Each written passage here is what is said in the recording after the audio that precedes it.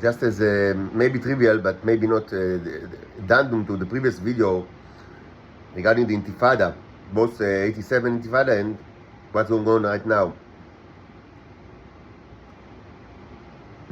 So I mean, it should be stated again and again.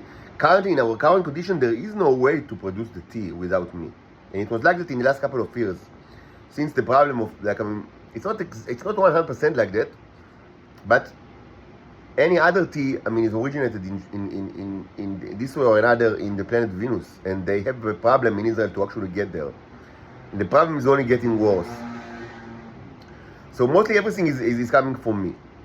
And in the last 2 years, they get nothing from me because I understood it in the last 2 years. So I just don't give it to them, and I just place it in sculptures, and then most of it are probably now still in this room. But I mean, a lot was destroyed actually. But they don't get it. And that was why in the last 2 years there is such a shortage of tea. And in addition to that, the starships arrive and they destroy all the tea that is inside the bodies of the people as well. So you can ask, so I mean, probably the Israelis knew all that. So why, I mean, they persecuted you so much and took everything from you, made you poor, took your money from you, took your children from you. I mean, if it's not only the tea that, I mean, that depends on you, but also, as we understand, the national security depends on you. So why did they do it? So the answer is, it's not that they did it in the past. They always do it.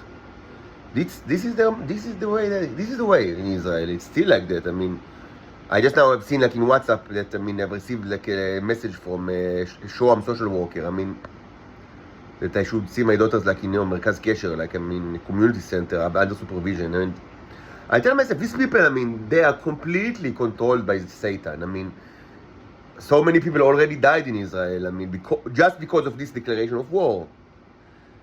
It happened last February, and I've said it many times.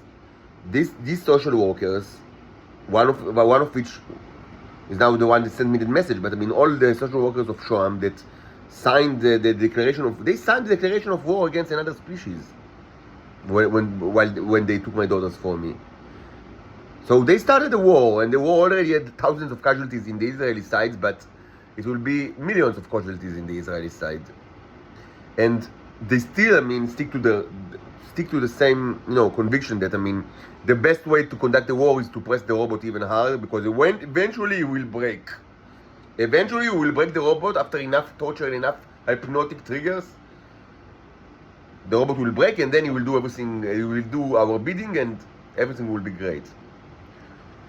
And they prefer that fantasy to the future of their own children. This is reality, and it was always like that.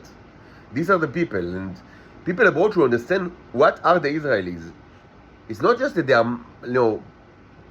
money-mongering, greedy scumbags. It's much worse than that.